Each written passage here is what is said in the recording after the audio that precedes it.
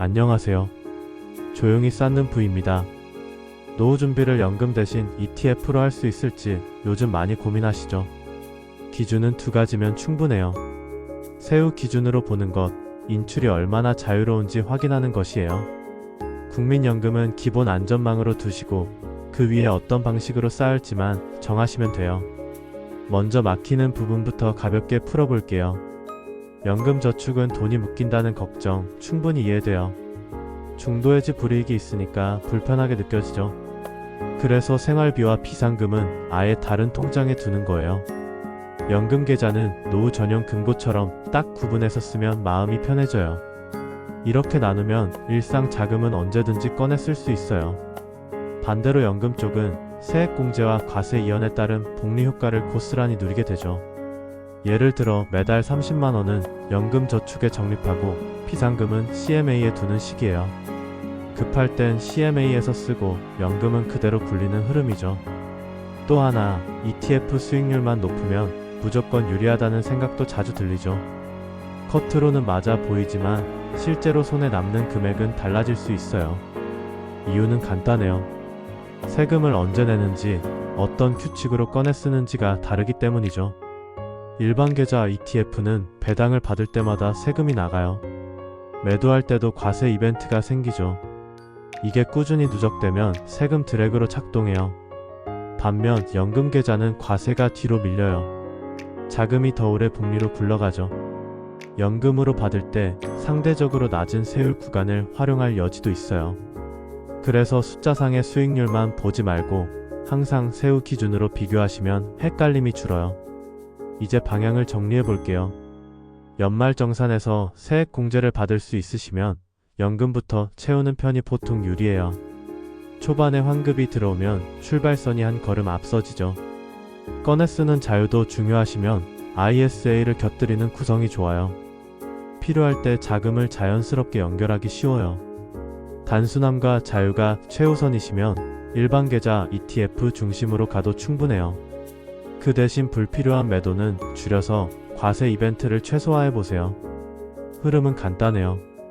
연금 ISA 일반 계좌. 이 순서를 기본으로 두고 소득과 현금 흐름, 인출 시점에 맞춰 비율만 다듬으면 돼요. 연금 조금, ISA 조금, 일반 계좌 조금처럼 섞는 방식도 현실적이죠. 이제 바로 실행으로 이어볼게요. 먼저 연금저축 IRP에서 세액공제를 받을 수 있는지 확인하세요. 어떤 구간까지가 가장 효율적인지부터 보는 게 좋아요. 그 다음 연간 납입 한도를 정해요. 생활비와 비상금은 분리통장으로 고정하세요. 쓸 돈은 따로, 불릴 돈은 따로 두면 흔들림이 줄어요. ISA를 사용하실 계획이라면 만기와 전환 시점을 달력에 표시해두세요. 언제 비과세조율 구간이 끝나는지 미리 알아두면 유리하죠. ETF는 저보수지수 중심으로 단순하게 가져가요. 분배금은 자동 재투자로 설정해두면 쌓이는 속도가 붙어요. 리밸런스는 정한 날, 정한 금액, 정한 행동으로 규칙을 만드세요. 예를 들어 분기 한번, 같은 요일 같은 시간에 점검하면 좋아요. 인출 계획은 언제, 얼마씩, 어떤 계좌에서 꺼낼지를 한 줄로 메모해두세요. 휴대폰에 저장해두면 실행력이 크게 올라가요. 생활 단계별 그림도 떠올려 볼게요. 직장 초년생이라면 연금 비중을 조금 더 크게 잡는 편이 합리적이에요. 세액공제 효율이 커서 체감이 뚜렷하죠. 목돈이 필요할 일은 ISA로 연결해서 유연성을 확보해보세요. 일반 계좌는 소액 실험이나 보안 용도로 가볍게 쓰면 부담이 줄어요. 경력 중반이라면 연금과 ISA를 함께 쓰는 조합이 잘 맞아요. 자녀 교육비, 주거 자금 같은 변수를 고려해야 하니까요. 연금은 장기뼈대, ISA는 유연한 관절, 일반 계좌는 보조 근육 같은 느낌이에요. 은퇴 5에서 10년 전이라면 현금 흐름 캘린더가 중요해요. 연금 수령 시작 시점, ISA 만기, 일반 계좌 매도 계획을 한 화면에 놓아보세요. 세후 기준으로 줄을 맞추면 마음이 한결 편안해져요. 필요하면 채권성 ETF나 현금성 자산 비중을 조금 올려서 변동성을 낮추는 방법도 있어요.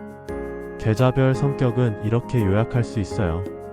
연금저축 IRP는 혜택이 큰 대신 중도해지 페널티가 있어요. 그래서 쓰지 않을 돈만 넣는 게 원칙이에요. ISA는 구조가 유연해요. 손익통상과 저율 과세, 전환 흐름을 잘 쓰면 실전에서 편해지죠. 만기 달력이 핵심 포인트예요. 일반 계좌는 가장 자유로워요. 그 대신 세금 드래그에 민감하니 매도 횟수와 비용을 살피는 습관이 필요해요. 추적 오차 같은 기본 체크도 잊지 마세요. 상품을 고를 때 기준은 단순할수록 좋아요. 지수형 저보수 규모.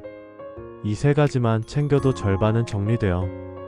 화려한 테마보다 넓은 시장을 먼저 보세요. 배당은 선택이에요. 의무가 아니죠. 세후 재투자가 더 중요할 때가 많아요. 보수는 평생 따라오는 비용이에요. 작아 보여도 쌓이면 크게 느껴져요.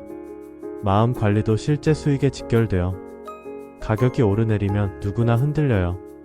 그래서 미리 정해둔 규칙이 필요하죠. 정한 날, 정한 금액, 정한 행동. 이 세 줄이 감정을 붙잡아줘요. 오르면 규칙대로, 내려도 규칙대로. 알람이 울리면 실행하는 편이 훨씬 편하네요. 점검 루틴도 꼭 가져가세요. 세법과 제도는 바뀔 수 있어요.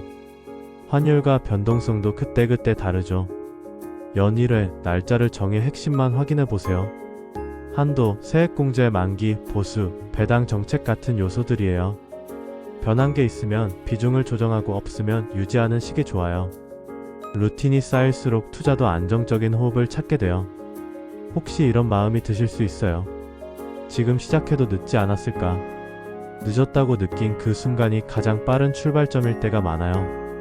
금액은 작아도 괜찮아요. 습관이 길을 만들어요.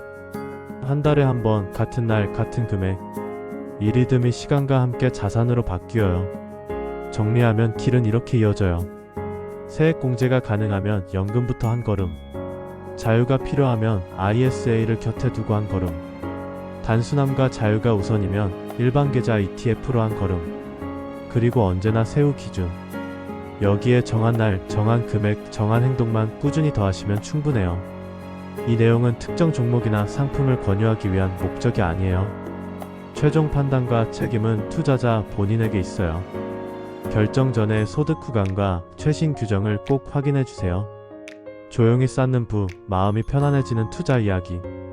이 영상이 도움이 되셨다면 구독과 좋아요를 함께 해주세요. 여러분의 투자 여정에 작은 힘이 되겠습니다.